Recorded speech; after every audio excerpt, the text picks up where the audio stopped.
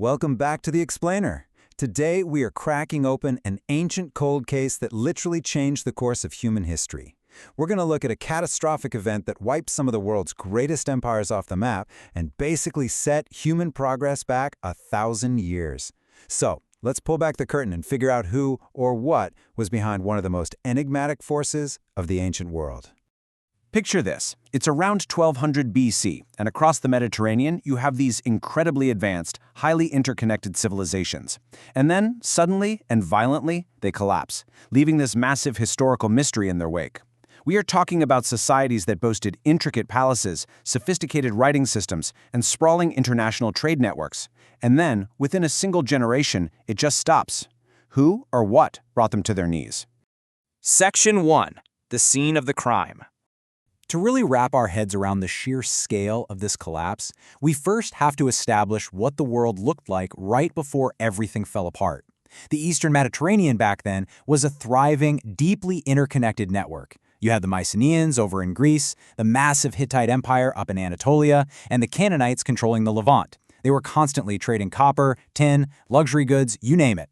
It was an era of unprecedented prosperity and tight diplomatic relations. Honestly, it was a lot like an ancient version of our modern globalized economy. But then, in a terrifyingly brief window of just 40 to 50 years, all of that forward momentum hit a brick wall. Around 1210 BC, the Hittites suffer crushing naval defeats. Fast forward to 1190 BC, and the great bustling port city of Ugarit is completely destroyed. By 1175, Egypt is literally fighting for its life at the Battle of Jahahi. Major cities were burned to the ground, entire writing systems vanished into thin air. The art and technology of these once mighty empires were set back a full millennium. Section 2. The Prime Suspects. So who do we blame for all this destruction?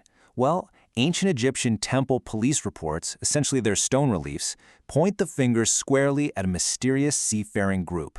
Coined the Sea Peoples by 19th century Egyptologists, this actually wasn't one single unified nation. It was a diverse, unaffiliated confederation of tribes. We're talking about groups like the Peliset from the Aegean, the Shurden, who potentially came from Sardinia, the Teker, and the Danian. Together, they formed a massive coalition that struck from the water. And make no mistake, they were incredibly capable out on the water.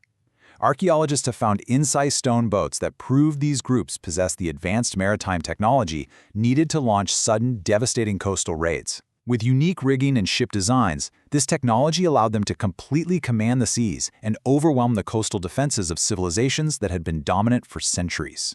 Section 3. Interrogating the motive. Now, here is where our investigation takes a really fascinating turn. Were these sea peoples just bloodthirsty conquerors intentionally causing this collapse, or were they actually a symptom of it? See, early 19th century scholars eagerly labeled them as this malicious wave of invaders, but modern 21st century climate science tells a completely different story. Today, the evidence strongly suggests they were just a symptom of massive, pre-existing environmental disasters. Recent research points to a massive climate catastrophe around the 2nd millennium BC. We're talking about melting glaciers caused by a shift in the Earth's axis, which triggered sudden sea level rises and enormous tsunamis. Entire coastal cities, like the submerged Mycenaean ruins of Pavlopetri in the Peloponnese, simply drowned. Add to that some severe droughts and widespread famine in places like Anatolia, and suddenly you don't just have an invading army. You have desperate climate refugees who've been completely driven from their homes. The absolute crucial takeaway here is that they weren't just showing up to loot a city and leave. And the very Egyptian reliefs that document their brutal attacks actually prove this. If you look closely in the background of these land battle scenes, the Sea Peoples are arriving with heavy ox carts. And you know who was sitting in those ox carts? Their wives and children. This wasn't a military campaign. It was a mass migration of people desperately seeking survival. Section 4. The Egyptian Showdowns. Driven by that desperate need for new, fertile lands to settle, this massive wave of displaced people pushed further and further south. They moved aggressively down the Levantine coast, heading straight toward the rich lands of the Nile Delta. They wiped out trading hubs along the way, which ultimately forced these epic, do-or-die showdowns with mighty Egyptian pharaohs like Merneptah and later Ramses III. In 1175 BC, Ramesses III faced a terrifying two-pronged attack by both land and sea, but he was ready for them. He cunningly halted their advance by hiding a specialized fleet right in the mouths of the Nile River. When the Sea People sailed in, the Egyptians completely ambushed them. They used grappling hooks to capsize their ships and executed the invaders as they dragged them onto the shore. At the exact same time, Ramesses III decisively crushed their land forces at the Battle of Jahi. Egypt survived the onslaught, but the sheer effort left the empire permanently weakened. Section 5. The Escape Route. So this brings us to a huge historical blind spot. What exactly happened to the Sea Peoples after they were vanquished at the borders of Egypt? Well, they certainly didn't just disappear. Instead, they splintered off into this incredible journey of resettlement that drastically shifted the power dynamics of the entire ancient world. Think of it in steps. After their defeat, they settled along the coast of Canaan. They eventually took over the copper trade in Cyprus. And, incredibly, they sailed all the way to Iberia in search of tin. Let's look closer at that first step. Many of them, particularly the group known as the Peliset, settled right there in Canaan and became the Philistines. Yes, the very same Philistines mentioned in the Hebrew Bible. And they brought their unique culture with them. They left behind distinct Aegean-style architecture and pottery, including fascinating, highly advanced water staircases at places like Tel Es-Sajiya, which have direct architectural parallels to Mycenaean construction. Meanwhile, other factions didn't just stay on the mainland.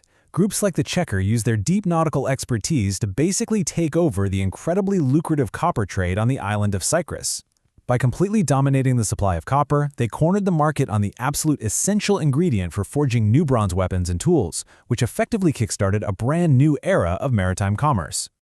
But what's truly astonishing about their post-collapse journey is their migration even further westward. They completely bypassed the smoking ruins of the old collapsed empires. Driven by this relentless need to secure fresh resources, they pushed the very boundaries of the known world, sailing way out into the western Mediterranean. You see, they had the copper from Cyprus, but to make bronze, you desperately need tin. And where did they find it? Well, archaeological evidence, specifically these identical, uniquely crafted bronze vessels known as Berzocana-type bulls, shows they sailed all the way to the Iberian Peninsula, which is modern-day Spain and Portugal.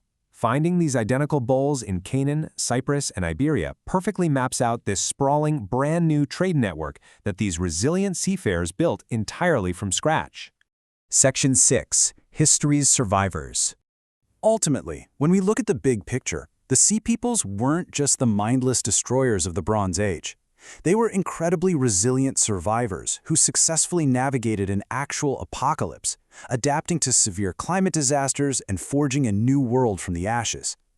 Which leaves us to ponder a pretty chilling thought to end our explainer today. If a highly complex, globally interconnected world could completely collapse due to shifting climates, disrupted trade, and mass migration over 3 millennia ago, are we really immune today? Thank you so much for joining me, and keep questioning the past to better understand our future.